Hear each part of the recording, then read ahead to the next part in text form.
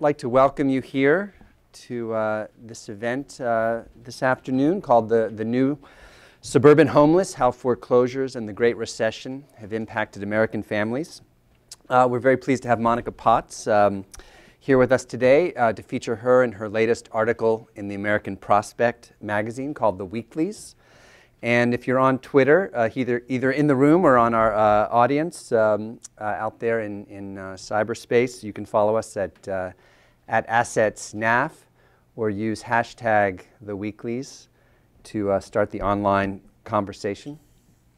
I'm Reed Kramer. I direct the asset building program here at the New America Foundation. And our work focuses on policy ideas to help families move up and out of poverty and towards economic security.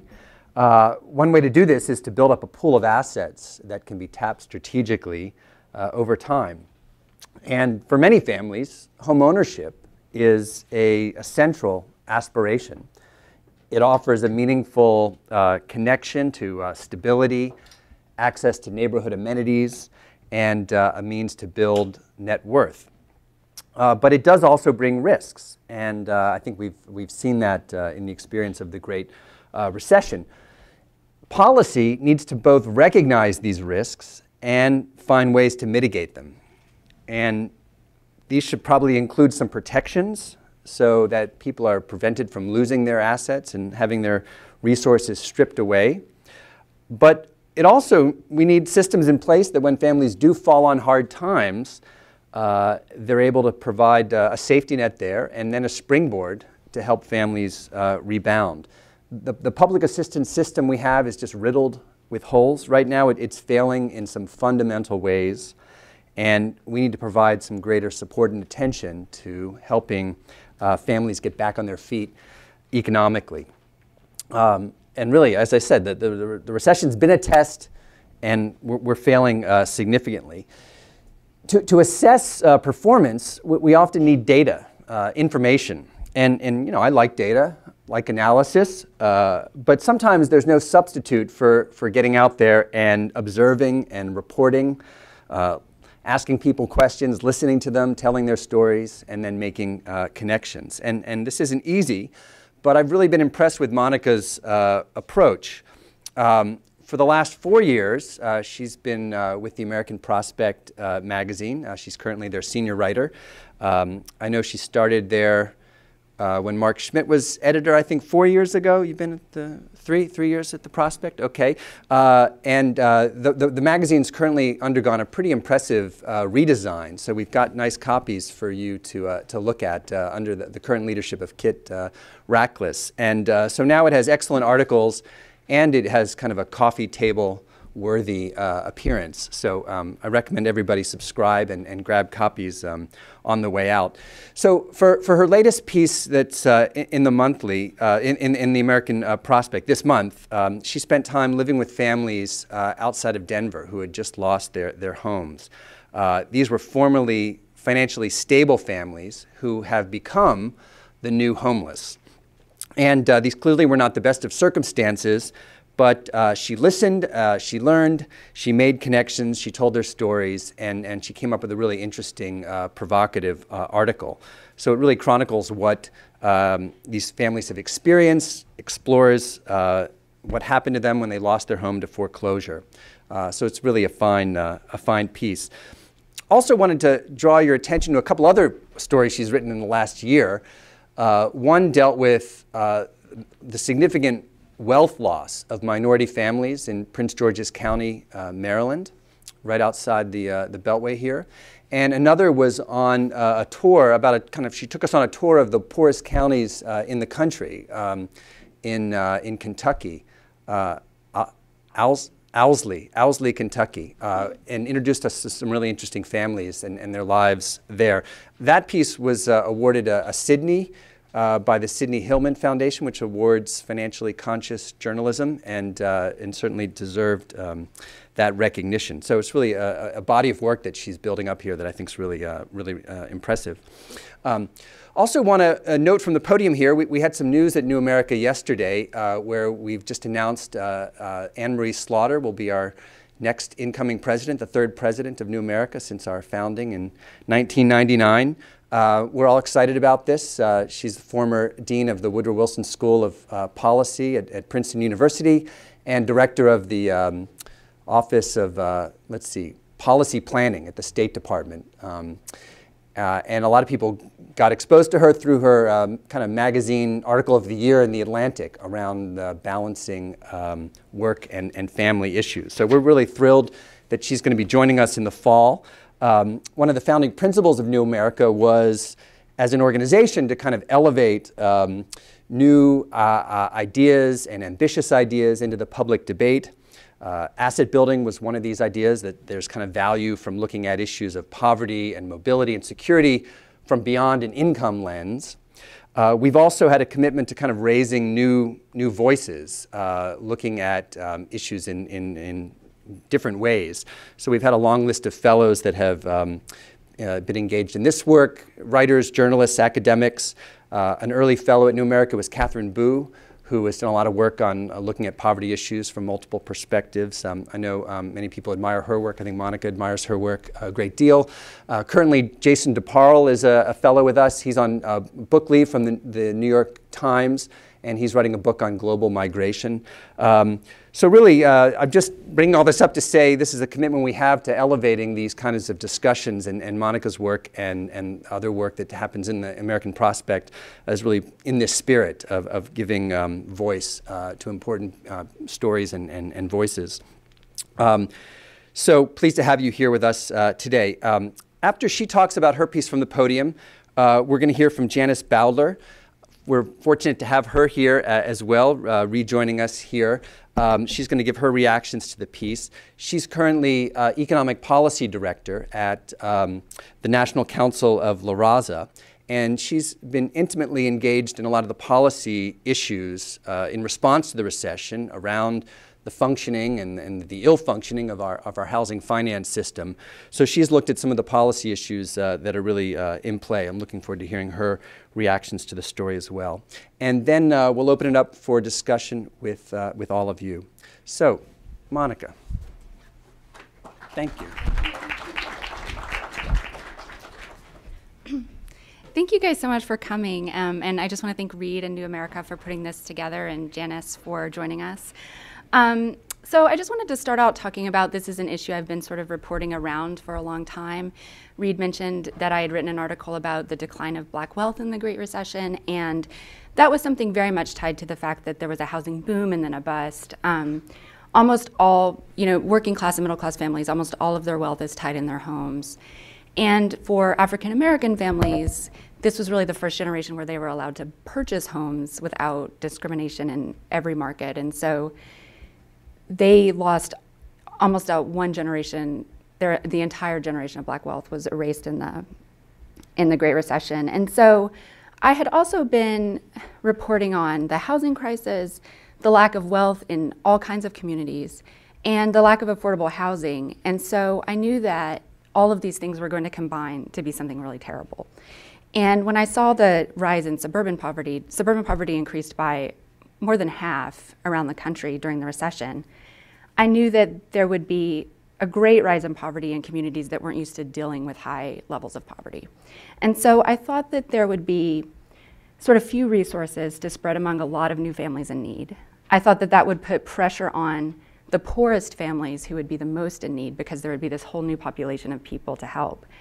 And I also thought that the suburban communities might be sort of mentally and psychically unprepared to deal with the level of poverty. And I found that mostly to be true when I went to Colorado.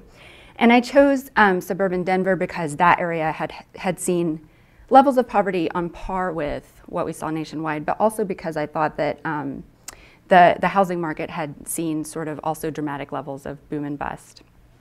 And so the people that I met, by and large there, had a hard time thinking of themselves as poor and had a hard time thinking of themselves as homeless, partly because this was an entirely new situation and because they knew so few families before that they would have classified as poor. They thought of themselves as working class, they thought of themselves as middle class, and that really sort of changed the way that they responded to their new situation.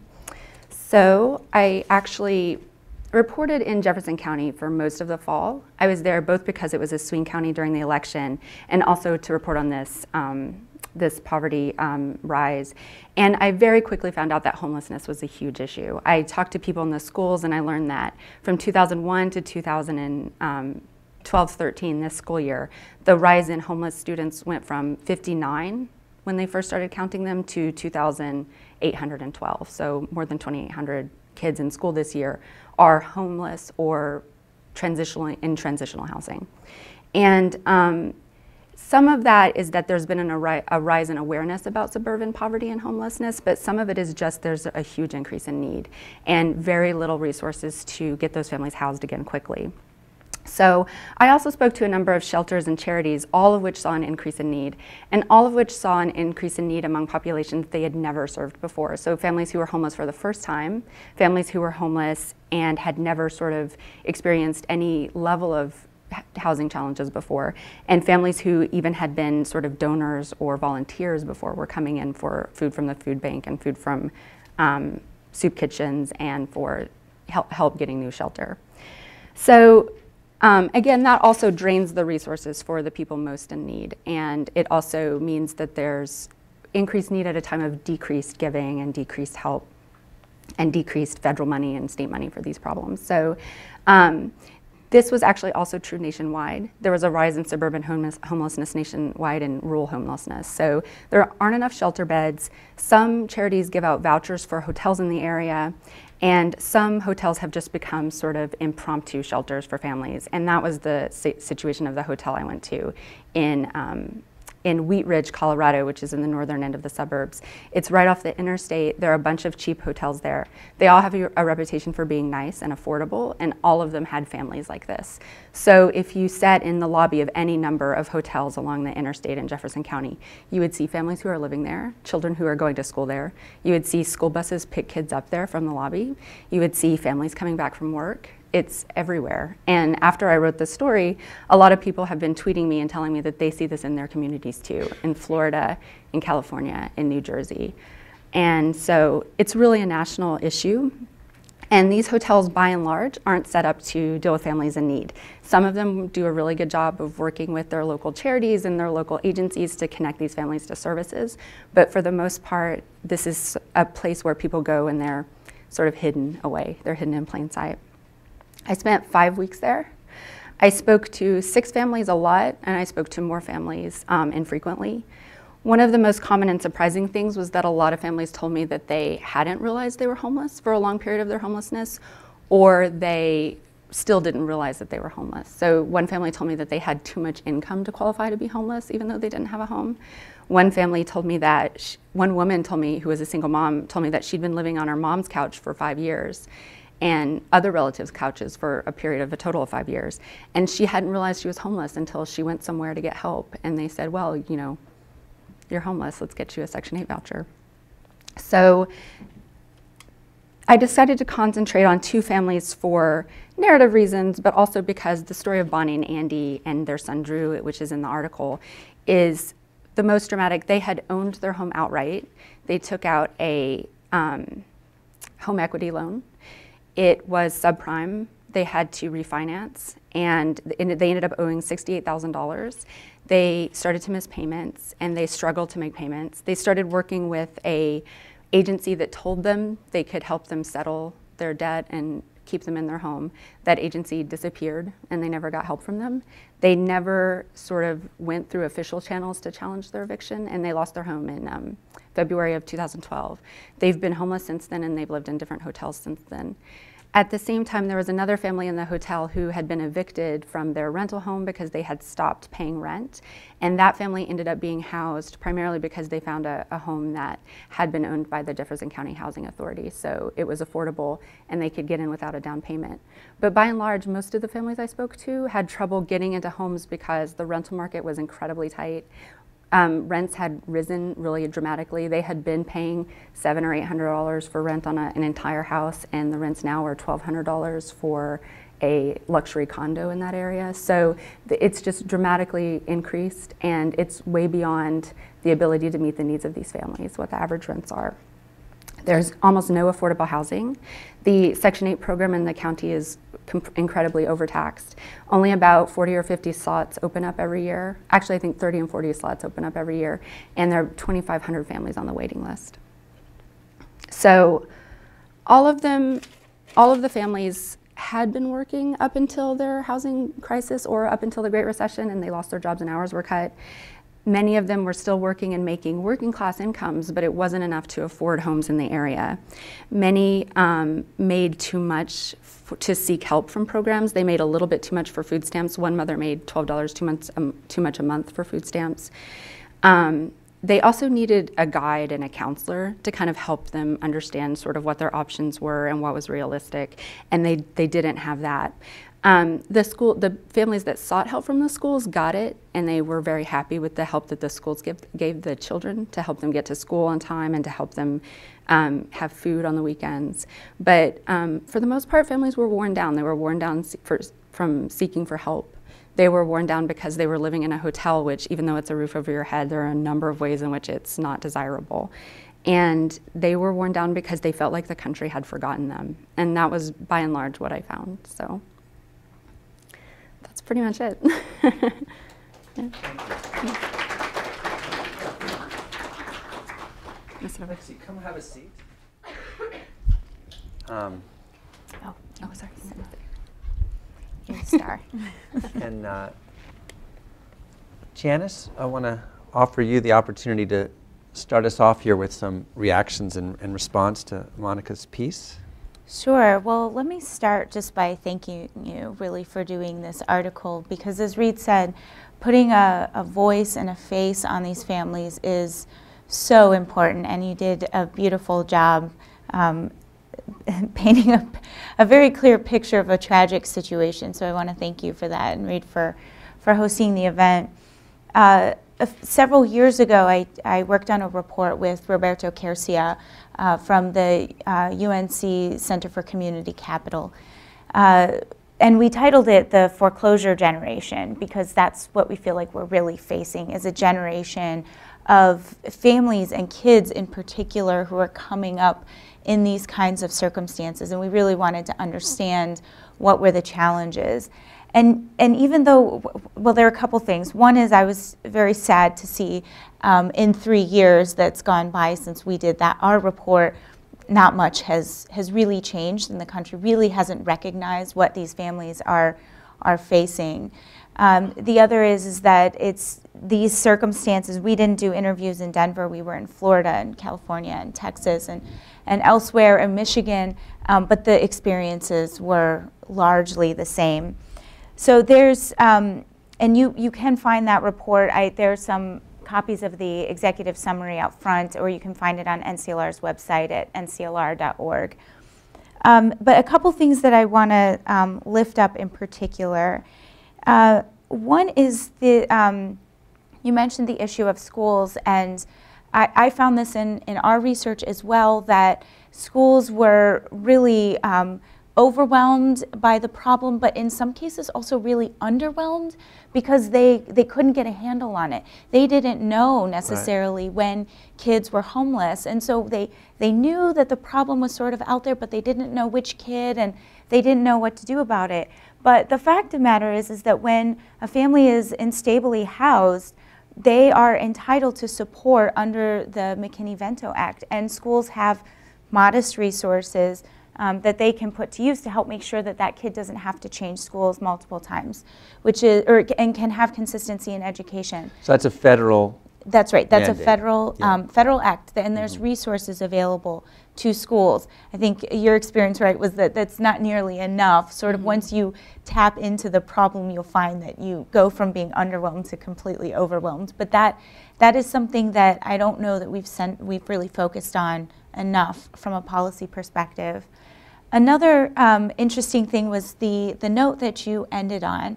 I mean, this family got what's clearly a predatory loan, and we can talk more about that. That's a story that by now a lot of us know well. But then they also got scammed again by a foreclosure rescue scam. And so that has also been a quiet and pervasive problem that we've done very little about. And I want to raise this up because The issue runs right in the face of what we're doing with our housing counseling infrastructure, which is we built it up a little bit in this time of the foreclosure crisis. It is now more robust and sophisticated as it's ever been.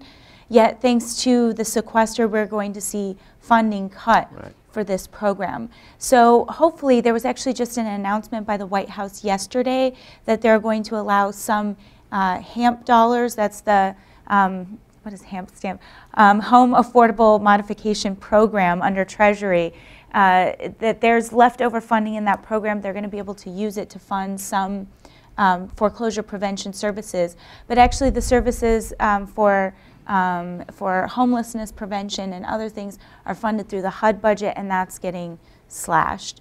So the last thing that, that I want to say is really end with this, something that you mentioned, Reed, which is a recognition that our social safety net really is not where it needs to be.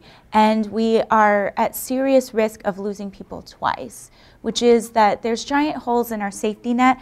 They're falling through that, but we're also seeing an economy that's prepared to leave them behind.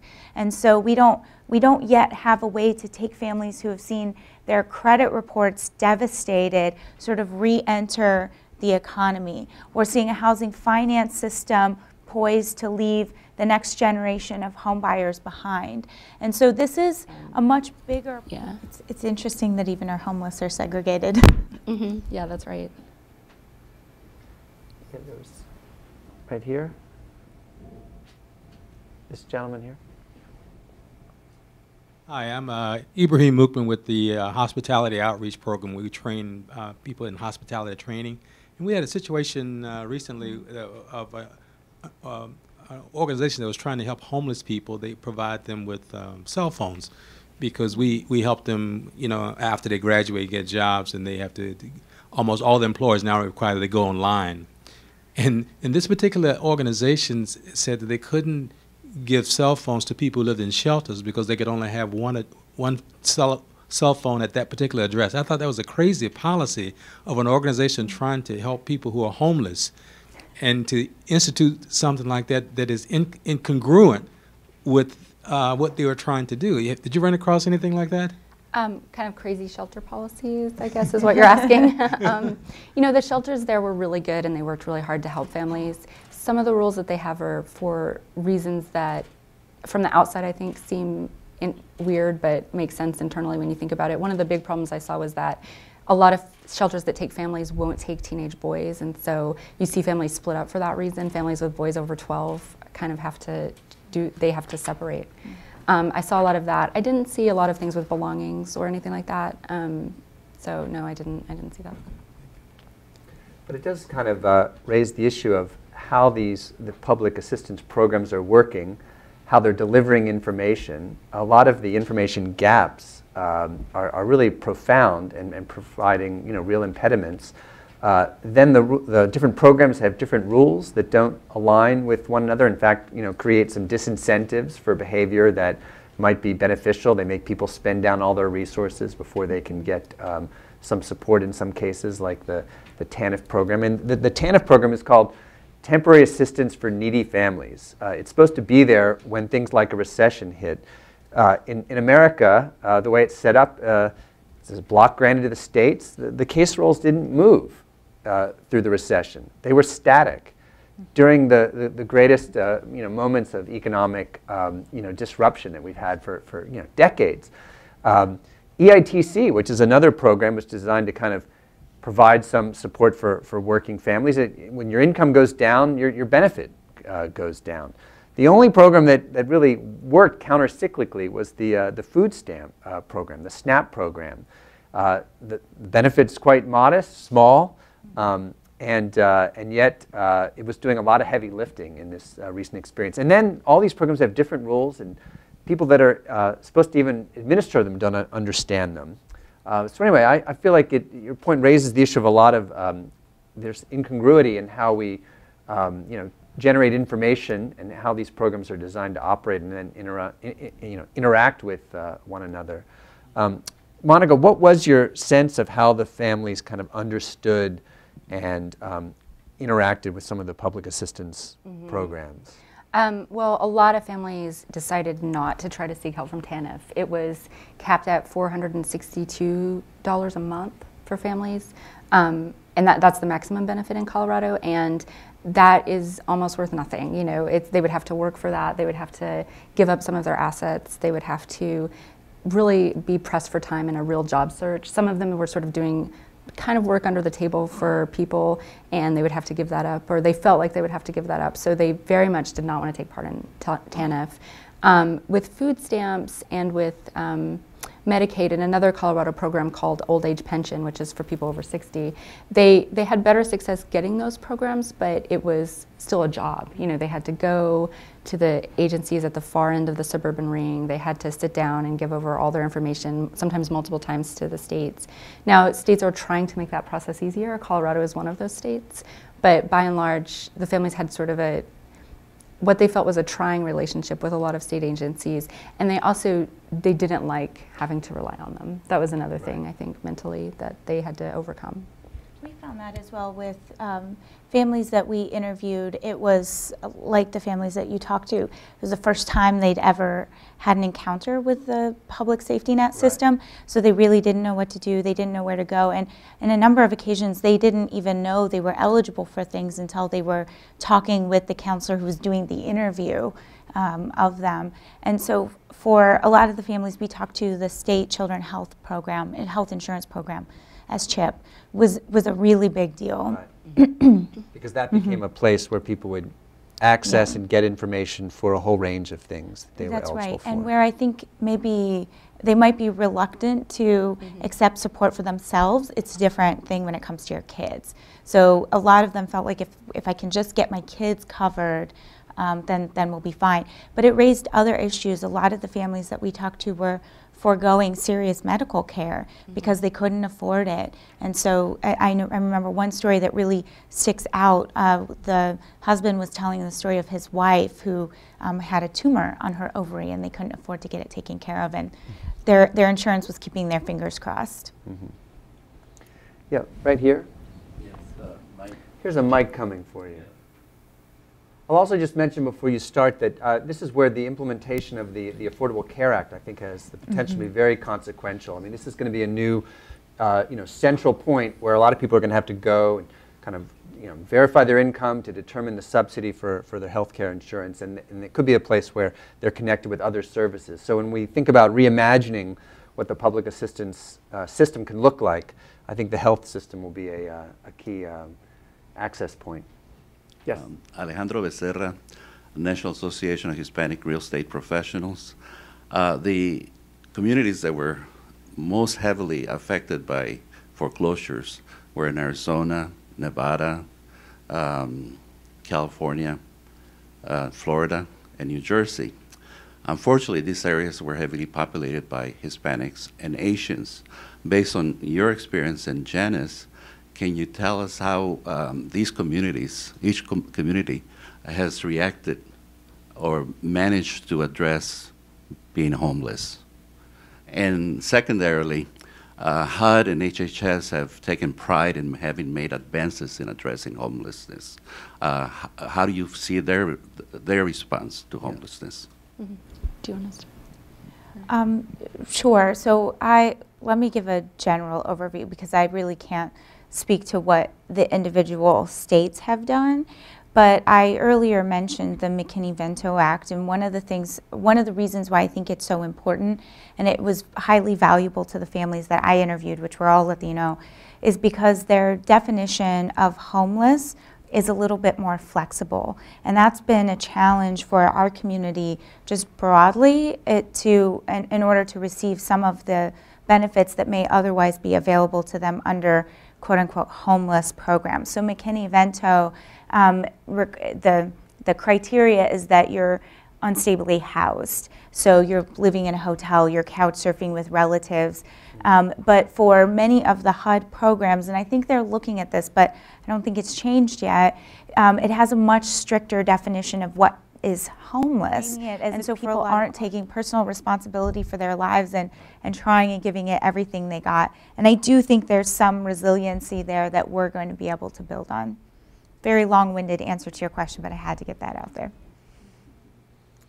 It actually, the family that you chronicle, Bonnie and her husband and child, also seemed to, that resilience comes through. I mean, I think one of the challenges here, though, is what the prospects look like forward, the hard road that is ahead of getting back to stability. And income's going to be part of it, but the fact that we didn't help with more efforts to keep people in their homes, to stabilize them, I think is really going to be profound impact. But that felt like a resilient family that you were talking with there.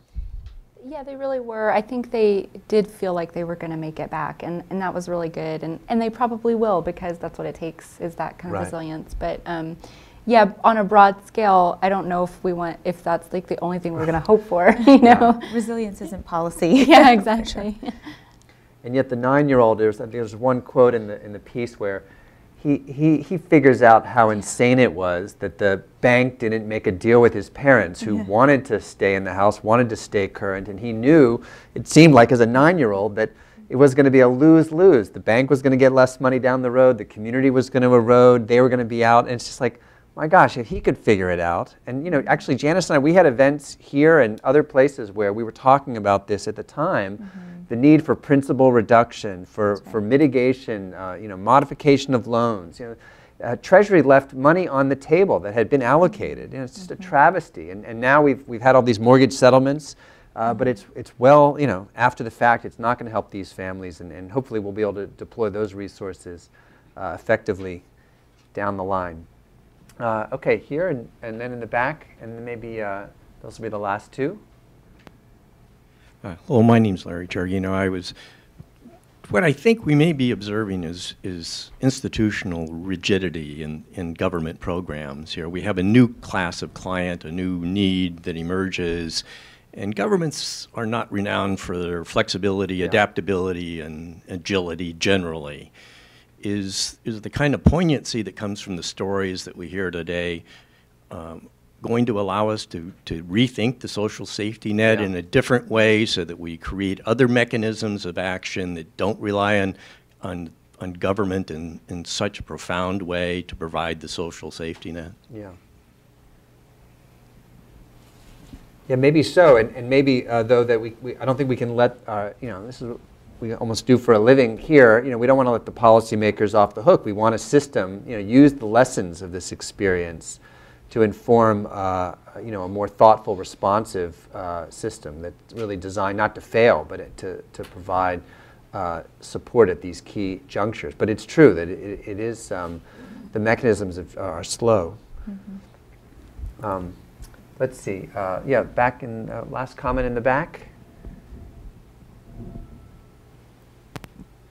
Don Appleman with USDA's Rural Housing Service, and you kind of touched on this in your last couple comments, but when you were working with the families, which I'm assuming here were primarily former homeowners, did you see any common threads, or kind of what was the lesson to be learned as far as the type of financing that they got?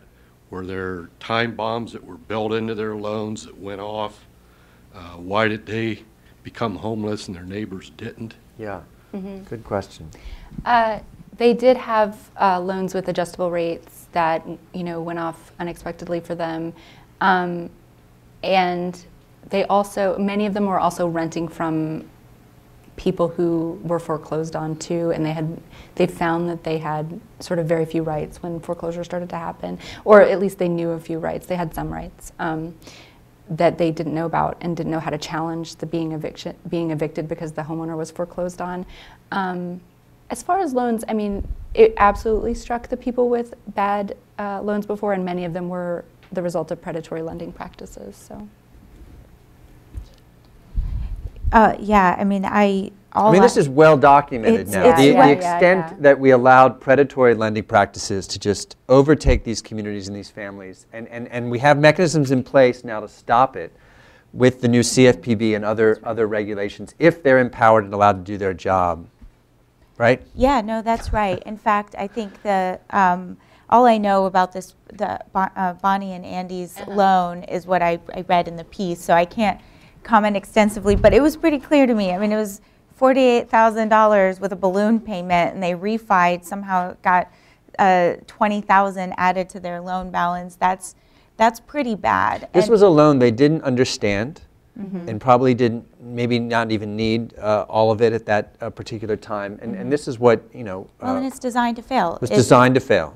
Yeah. Anything with a balloon payment like that for a working class family, there's no reasonable expectation that they would have the ability to repay that back. Yeah. And that is a new rule, that is a change thanks to Dodd-Frank, that kind of lending shouldn't be happening in the future. Yeah.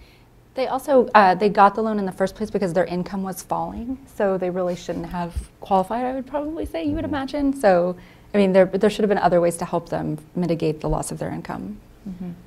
So in addition to the public assistance system, the housing finance system and the oversight of that marketplace needs to you know, change so that these kinds of things don't happen again, and we don't kind of replicate the experience that we've been through. You know, we need to take some lessons learned, and Monica's, I think, helped us do that. I really, thank you for joining us here today.